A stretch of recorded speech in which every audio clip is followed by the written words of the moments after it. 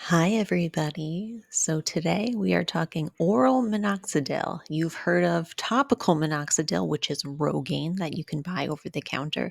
But did you know you can take it as a pill as well? So that's what we'll talk about today.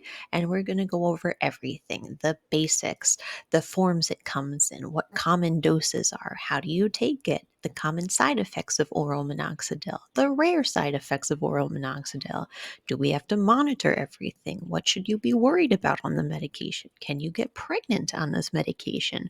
Any important brand names for oral minoxidil? And what to do if you forget a dose. Okay, so first things first, the basics.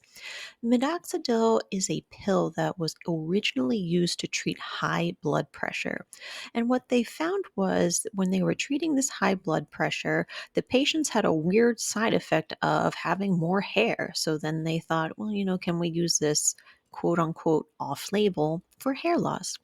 Why it works for hair, we don't actually know. It's thought that maybe because the blood vessels are getting bigger and they're importing more growth factor and nutrients to the hair follicle, but actually, we really don't know how it works. So, like I said, we use it off label to treat both male and female pattern hair loss. Now, its forms.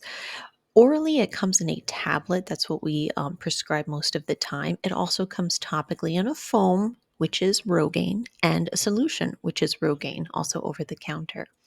Common doses, we use very tiny doses for female pattern hair loss, 0.25 milligrams to 1.25 milligrams. The doses are so cute. The tablets come in 2.55 and 10.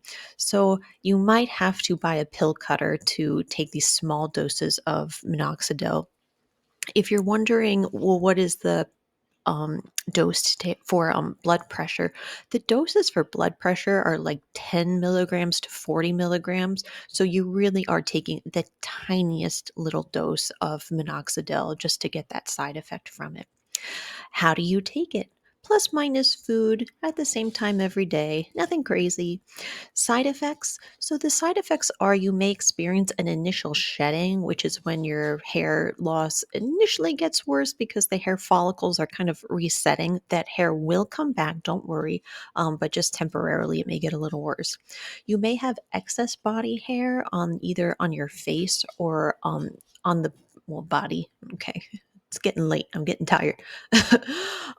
You may have leg swelling, eyelid swelling, some dizziness, again to the vasodilation, a drop in blood pressure, also due to the vasodilation, and you may have an increased heart rate as well. So, rare side effects, there may be swelling around the heart and lungs. That's very rare, and that happens usually at the higher doses. As far as monitoring, plus minus blood pressure checks, like I said, you're on a very tiny dose. Precautions. So, minoxidil does have a black box warning, which is when there's the highest warning that the FDA has on a medication. And it's because this medication may cause pericardial effusion or fluid around the heart, and that can lead to chest pain. For pregnancy, generally, we don't recommend getting pregnant on the oral minoxidil. It's pregnancy category C, so we generally discourage it.